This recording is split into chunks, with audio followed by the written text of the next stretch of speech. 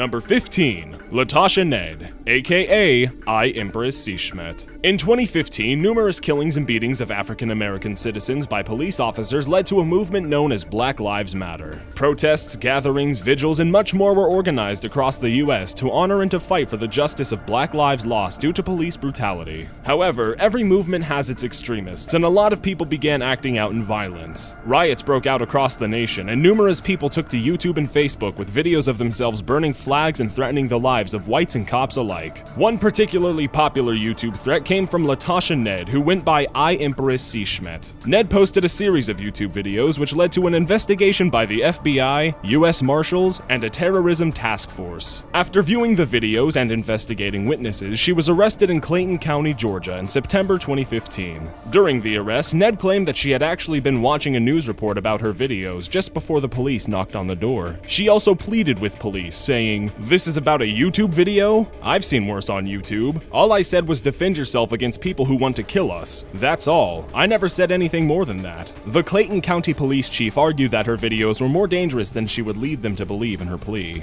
A lot of people talk on the internet and on YouTube, but most people don't make threats against segments of the community. It's also the reaction she solicits, or anyone solicits, from people who may be listening, he said. Nedd has been charged with terroristic threats and transmitting those threats through social media. Number 14. Weed Farmer. The 46-year-old William Bradley claimed to have terminal cancer after he was busted on drug charges as a result of posting videos of his marijuana crops. The 7-minute-long video titled Hope Garden was published in January 2014 and featured Bradley walking through his crops, explaining that he had cancer and he wanted to share his buds with everyone. I'm hoping I can make this video because I want to give this extra medicine I have away. I want to be able to give it to people that have terminal cancer like I do.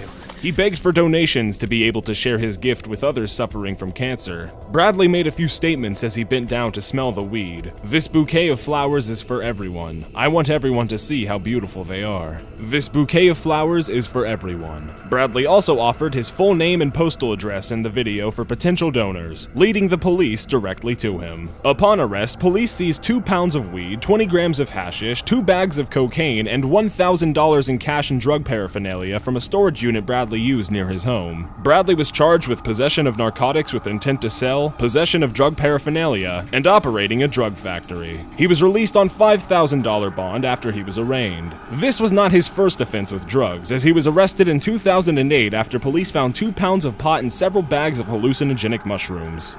Number 13. YouTube prank gone wrong. Vitaly Staversky and his partner in crime, Jonathan Vengus, saw a huge jump in their YouTube channel's popularity in 2013 after they posted a video titled Miami Zombie Attack Prank, which went viral and gained at least 13 million views. However, their bomb prank video wasn't as much of a success as they had hoped. The video was a prank of a Russian hitman going around and giving people suitcases and saying, "Your life, your choice. You have 60 seconds," which very clearly makes it seem like a bomb. The final person he approached in the video was Barret Brown, who reacted by trying to fight Staversky to keep him in place until he could call the police. Even when Staversky was telling him it was a prank, Brown didn't know what to think. He admitted that maybe he went a little off, but that given the situation, he said that the pranksters were lucky nobody was seriously hurt or worse. Vengus was arrested and spent the night with a second-degree felony charge of possessing a hoax bomb. Staversky, however, fled the scene before police could arrive. Cops then seized his car. He was booked into Palm Beach County Jail Monday night with a $3,000 bond.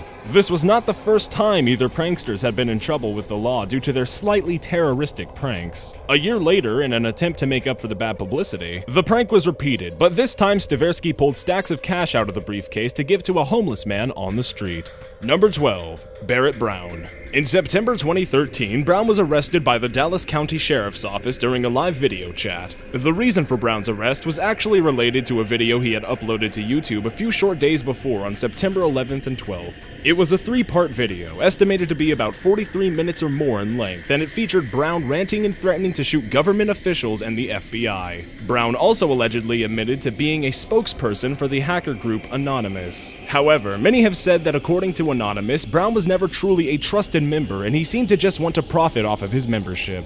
During this video, Brown also stated that a Mexican criminal group known as Los Zetas was looking for him, and that they would likely show up to his house posed as the FBI. So technically speaking, Brown's threat was toward Los Zetas members posing as armed forces. The actual FBI doesn't take threats as such very lightly. He was arrested, and his laptop was confiscated for several reasons. He was put on trial to await a verdict. Many people say he wasn't actually arrested by the FBI, but it truly was Los Zetas that came crashing in during his live stream. Number 11. Base jump. On September 30th, 2013, a video was uploaded to YouTube that showed two figures jump from the Freedom Tower in New York City using parachutes. The video had the description, "Base jump from the Freedom Tower at 3 a.m. on September 30th, 2013. After the two figures landed, they stuffed their parachutes into backpacks and ran off. Technically meaning that they managed to sneak into the building and parachute off of it without getting caught. What's shown in the video is illegal, and according to Newsday, 4 people were arrested in connection with the video. Marco Markovich, 27, Kyle Hartwell, 29, Andrew Rossig, 33, and James Brady, 32, were charged with burglary and reckless endangerment among a slew of other charges for jumping from the 105-story building. The lawyer of the group said that their plan is to monetize the video in some way and donate the money to 9/11 related charities. Number 10. Teen bank robber. A YouTube video that shows a 19-year-old girl bragging about stealing a car and robbing a bank became key pieces of evidence in her conviction. Hannah Sabata of Stromsburg was arrested in connection with a robbery at a Cornerstone Bank in Waco, Nebraska, and the theft of a car in York. In her YouTube video titled Chick Bank Robbery, Sabata admits to stealing $6,256 from a bank after jacking a Pontiac Grand AM. For emphasis, she also shows the camera how much money she has and refers to her alleged crime spree as the best day of her life. In addition to a written confession, Sabata also appears in the video dressed in the same clothes worn by the person who robbed the bank. After her arrest, York County Sheriff Dale Radcliffe made the statement, "All but $30 of the stolen money has been recovered." Sabata was booked into York County Jail, where she currently remains. In her video, she claims to be a victim of the government, and the bio of her DeviantArt page demonstrates just how troubled she is. It reads, "I can stretch both legs behind my head at the same time. I can do the splits. I can stand on my head. I have HIV. I'm married. I'm pregnant. I've been to jail. I've been to Boys Town. I've been homeless. I've ran away. I've saved my grandmother. I'm often mistaken as Asian. I get straight A's in school." Number 9. Saudi Arabia arrests due to YouTube videos. Saudi authorities arrested 3 citizens in March 2014 because they posted YouTube videos urging the oil-rich kingdom to improve their living standards and criticizing corruption in the government. The arrests were made on the same day US President Barack Obama flew home from Saudi Arabia under fire for not having done more to raise human rights concerns during talks with King Abdullah. In one video, a young man addressed King Abdullah saying he has to survive on low income and does not own a house or a car. "We are fed up, and you still blame those who carry out bombings. Give us our money. We do not want to beg. You and your children are playing with this money," he said about Saudi's oil wealth in a 30-second video during which he held up his identification card. In another video, a man stated, "Corruption is widespread in Saudi Arabia. People are hungry and oppressed." While there never was much of an update behind these 3 men's arrests, they were likely charged. Number 8. Firefly Music Festival break-in. In June 2015, an 18-year-old from New Jersey was arrested after posting a self-incriminating video to his YouTube account. The video showcased Sam Moeller sneaking into the Firefly Music Festival in Dover, Delaware. Police claimed they began an investigation when they heard about the video only a few days after the festival. Investigators say the video was titled, "Cameras Allowed: How to Actually Sneak Into a Music Festival." Mueller made the mistake of also posting this video to his personal Facebook page, which is what allowed detectives to generate a warrant for his arrest. He was charged with trespassing and theft under $1,500. Mueller turned himself in a day after the warrant was issued, but was quickly released on a $300 unsecured bond. The video was quickly taken down. Number 7. Asian woman beats baby. In May 2012, a horrific video of an Asian woman beating an infant as it lay in bed went viral across several social media platforms, including YouTube. As the video spread further and further across the web, outraged viewers demanded that the identity of the woman in the clip be revealed and she be punished for her heinous crimes. As it turns out, the video was already close to a year old when it went viral, and the woman was already in jail for child abuse and neglect. She was arrested in Malaysia in May 2011. After they received more than 300 complaints, the official Facebook page for the Royal Malaysian Malaysia police released a statement that the case was reported on May 29th last year and arrests were made the same day. The perpetrator is the biological mother of the abused baby girl. The mother was 18 years old at the time of the video in May 2011 and the infant was 10 months old. The person who filmed the entire length of the unspeakable acts was a friend of the mother who was concerned for the child's well-being. This friend claims to have seen this mother, who remains unnamed and jailed, beating her child previously and filmed this incident so that she could provide it as evidence to the police, which she did in fact do that very same day. There was circulated speculation that the mother had been raped before beating her infant, but the police stated this was false and her actions were simply due to frustration. It will be up to a court to assess the mother, who's scheduled to be released in late November, and decide if she is fit to regain custody of her child. According to authorities, this evaluation process is supposed to be very rigorous. As for the infant, the last related reports claim that she is doing very well under foster care. Number 6. Student arrested for terrorizing school with phone app. In September 2013, a 15-year-old student of H.L. Bourgeois High School was arrested for allegedly terrorizing his school with a phone app. The app, known as The Real Strike, utilizes the camera on a smartphone to superimpose a picture of a gun over the live feed video. Whatever the camera phone points towards shows up on the screen with a graphic of a gun pointed towards it. The user can then use the app to simulate a mock shootout and can record and share the results. You can turn your iPhone to make it really take effect. You can also shoot this once, of course. And if you want to reload, even though I've got 64 rounds on the bottom left, I can just shake my iPhone and it's going to reload. Nice reload on this. The student used his phone at school to record some of his classmates, allegedly making a video of a mock shootout at school. He took his phone home and uploaded the video to YouTube. He was charged with terrorizing and interference with the operation of a school. Obviously, no one was hurt by this app, but it was still considered a serious threat of terrorism. Many police officials claim that they have to take it seriously because it could have eventually inspired him to make the game a reality. The student did mention to the police that he used the game as a way of venting frustrations from being bullied, which was an immediate red flag to them. Any actual sentencing related to this case was never made public, even the student's name was never released. However, Louisiana terrorizing is punishable by a maximum of 15 years in prison with or without hard labor and up to $15,000 in fines. Unlawful disruption of the operation of a school carries a minimum sentence of 1 year in prison and a maximum of 5. A maximum combined sentence, if convicted, would be 20 years in prison.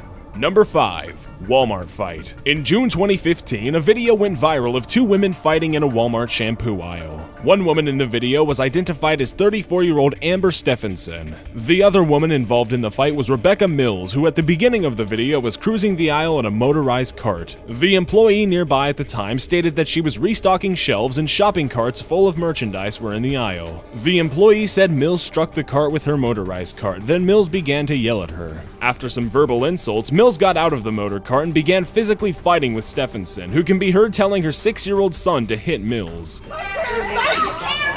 Johnny, punch her in her fucking face! Come on, man. Punch her in her face! The boy can be seen hitting Mills with fists and a shampoo bottle. At one point, the boy yells at a group of onlookers, saying, "Do not even tell me what to do." During an interview, Mills explains that the fight started because the employee gave her a dirty look. Stephenson was charged neglect of a dependent and contributing to the delinquency of a minor, a level 6 felony, and a Class A misdemeanor. Number 4. Public child beating.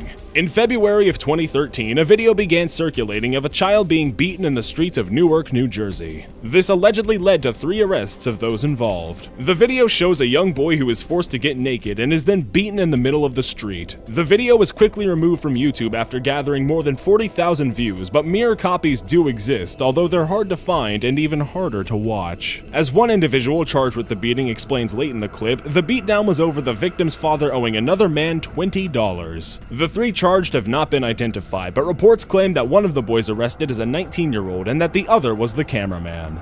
Number 3. Dog abuse video. In October 2013, a video of a German Shepherd was uploaded to Facebook with the title, "Dog Abuse, Help." The video was brought to the attention of Lollipop Farm, a humane society of Greater Rochester. Humane Society law enforcement officers obtained the original unedited video file and interviewed witnesses to identify the man and dog depicted in the video. Officers then arrested and charged Brett D. Neal with misdemeanor animal cruelty. Once identified, Neal cooperated by providing a statement to officers and bringing Princess, the dog, to Lollipop Farm to be examined by veterinarian staff. Princess was cared for at Lollipop Farm and was examined by the veterinarian staff at the Humane Society to gather evidence in support of the investigation.